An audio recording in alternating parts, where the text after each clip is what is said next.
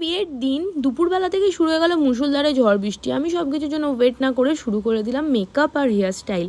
পার্লারে তো যেতে পারবো না, তাই নিজেই ঘরে হেয়ার স্টাইলটা করে নিলাম। তোমরা অবশ্যই কমেন্টে জানিও কীরকম হয়েছে।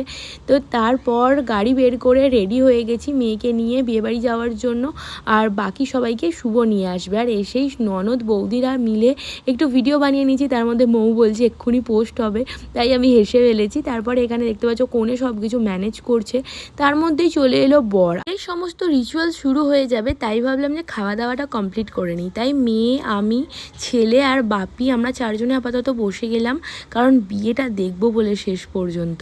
তার সাথে আমার পিছনে বসেছিল আমার দুটো পিসির মেয়ে তিয়াশা আর আমিষা, তো ওদের সাথে একটু ভিডিও করে নিলাম। আর খাওয়া দাওয়াগুলো সত্যি কিন্তু সিম্পলের ওপর খুব অসাধারণ হয়েছিল। আর মানে তাড়াতাড়ি করে খেয়ে নিলাম যে সমস্ত খাওয়া দাওয়াটা কমপ্লিট করে যেতে হবে বিয়ে দেখতে। ভালো লাগলে লাইক করে দিও। দেখা হচ্ছে নেক্সট ব্লগে।